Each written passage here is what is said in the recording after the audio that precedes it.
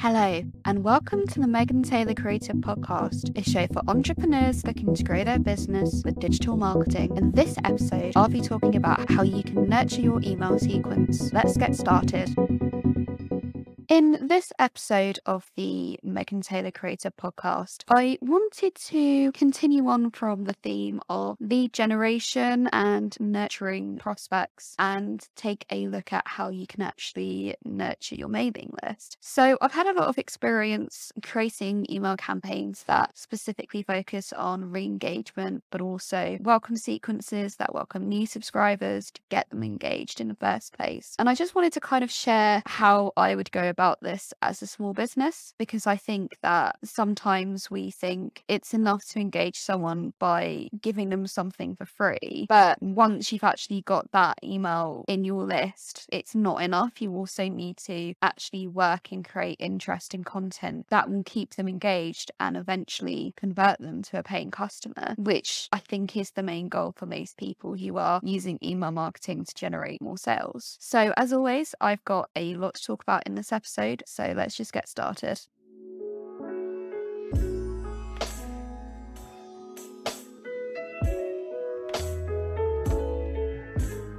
The first thing that I wanted to talk about was customer segmentation and how you can use it as a way to nurture your audience. And customer segmentation refers to division of your email subscribers based on specific qualities that they have. So an example of this might be actually splitting your customers based on the products that they're interested in. If you're, say, a fashion brand and you have a particularly large product line, or it could actually just be based on the content that you think they're most interested in. And if you've got lots of different forms across your website that your audience can use to actually subscribe to your mailing list, if you've kind of used the forms correctly and given them appropriate names to help you understand where that form is on that website through your email provider, this should actually indicate to you what drew the prospect to your website in the first place. So for example, if you have a form on each of your blog posts and you can see like which subscribers came in through each blog post, then that might be a really useful bit of data to kind of leverage. And customer segmentation is normally really easy to do. I use ConvertKit, for example, as my email provider, and I find that ConvertKit makes it very easy to set up forms that you can use to understand where different customers come from. I will just name each form as something like, okay, homepage welcome form. So I know that those customers, they may kind of be more generic and I may need to introduce them a bit more to the business if I'm not sure where else they've navigated to on their website. Obviously, I can use Google Analytics to get an understanding of what the most popular pages are on my website, but in terms of specific events that have happened and specific steps that the user has taken to get to somewhere, it's not always possible to track that. So if their subscribers come that way, then I know to put them on a sequence that is more generic and more. Whereas, for example, if someone has actually come through my resource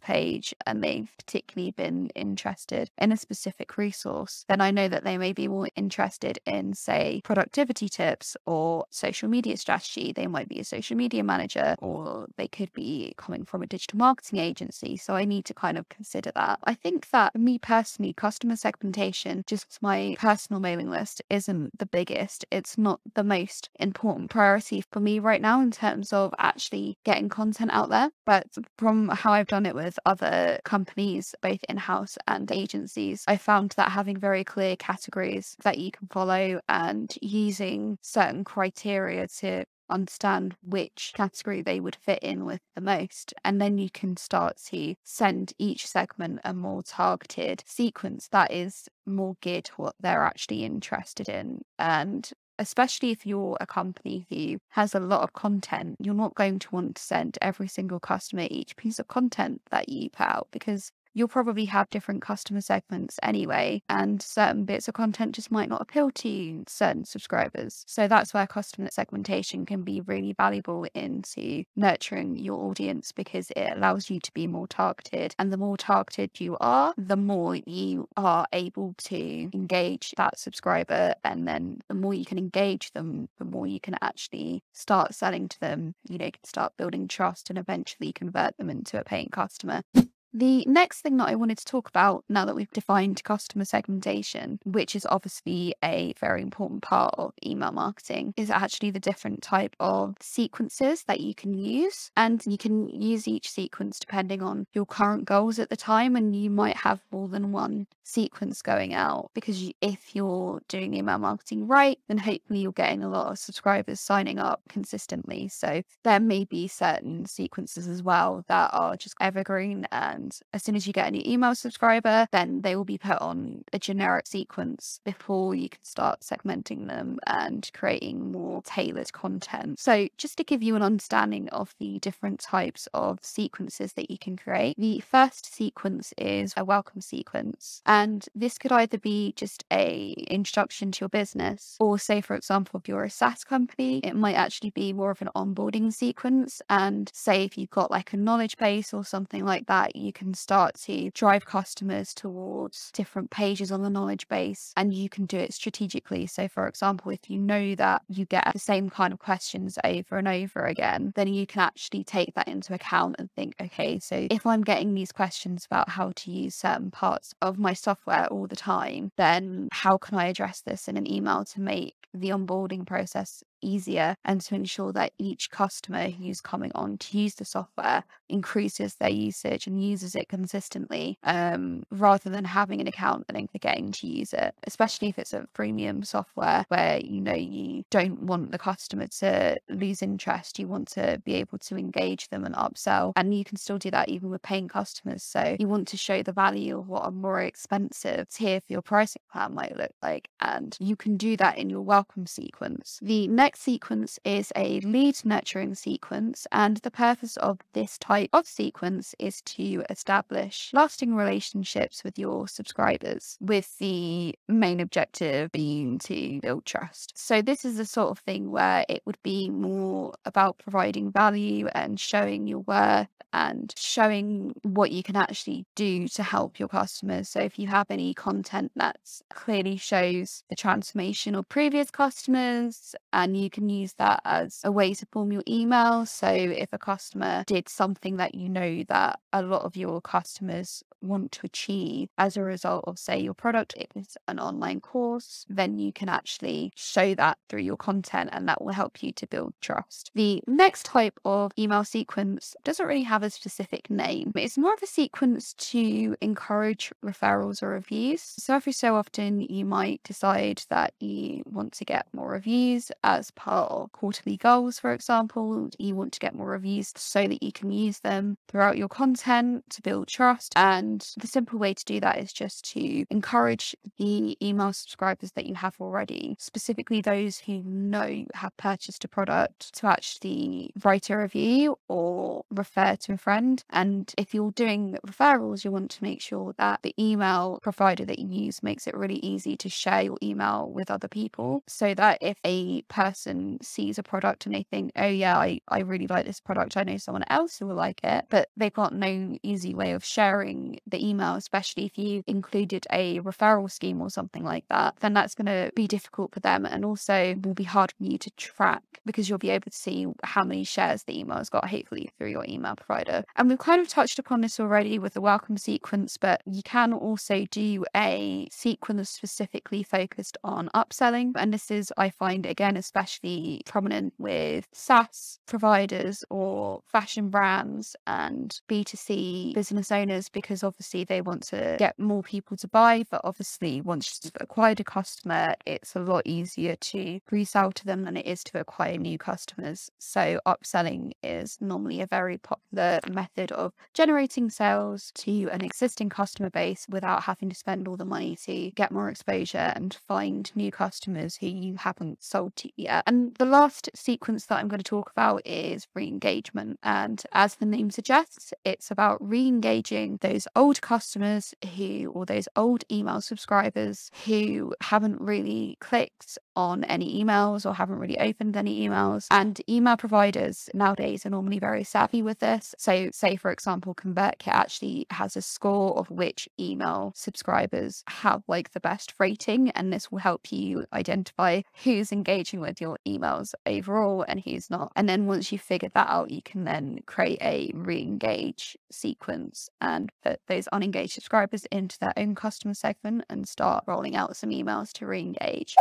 So once you've established which email sequences you want to roll out and the different customer segments, it's time to start looking at how you can actually create a email sequence that's going to really engage your customers. And I think there's two elements to ensuring that you really engage your customers. And the first thing, which I've already alluded to, is showing the customer pain points. And this is obviously a really common tactic in content marketing in general. We do this in blog posts as a way to hook the reader in. In introductions, we'll mention their pain points. And then the second element that you should include in your emails and your email sequence is to show the transformation. So it's almost like the promise, for example, with books. The promise is essentially the plot and the thing that will really get readers interested in whatever it is that you're promising. So if, say, for example, it's a fantasy novel and it's a high fantasy novel, maybe the thing that the author is promising is a magical world, and maybe there's also a lot of battle and action in there as well. So the author needs to deliver on that promise, and for you to deliver on that promise of saying, I'm going to resolve this issue for you, you need to actually show and provide how you've already done that in the past. And obviously things like customer case studies and testimonials are really key here. I think if you can get some video testimonials, that would be really great for building trust, because I think there's been obviously instances where companies have used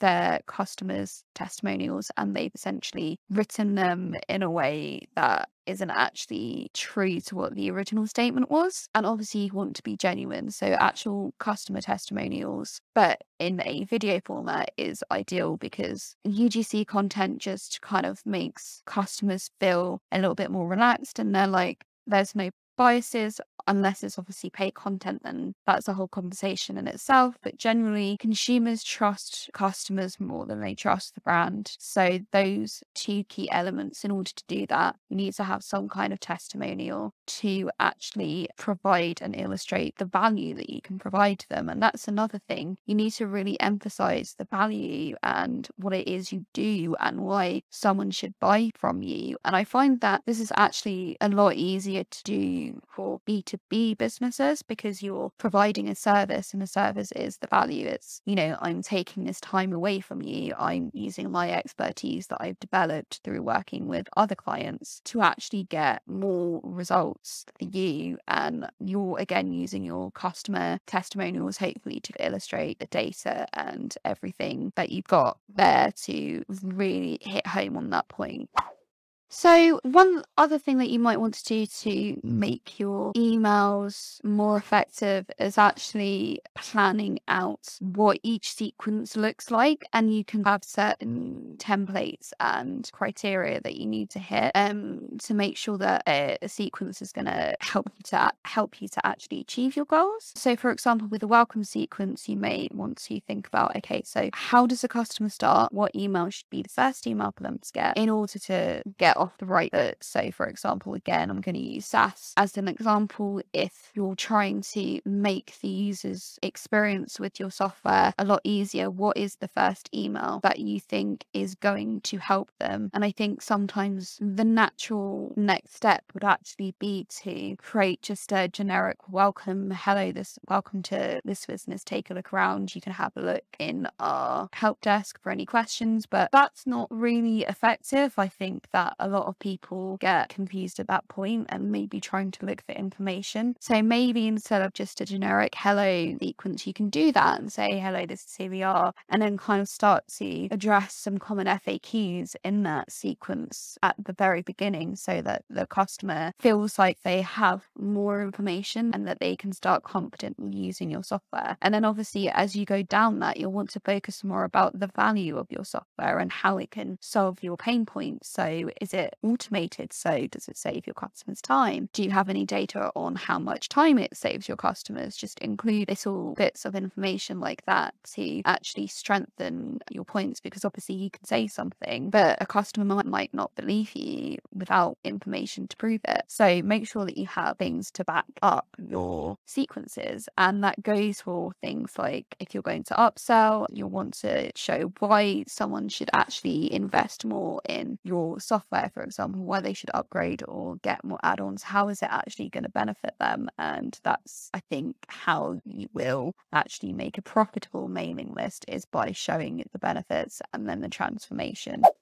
So yeah, that's it. That's everything today. I really hope that you found this episode useful, especially if you're growing a mailing list and you're not quite sure what content you should create to engage your customers fully. Megan Taylor Creative does offer email marketing services. If you'd like to get in touch with any projects that you have at the moment, whether they be copywriting related or actually setting up email sequences and doing customer segmentation and things like that, then please feel free to get in touch with me over at our website. We have a contact form that you can fill out. And as always, if you enjoyed this episode, please like this episode on YouTube and subscribe to the channel if you haven't already. Similarly, please follow on Spotify so that you can be notified each time there's a new episode. And as always, thank you so much for listening, and I will speak to you next week. Bye.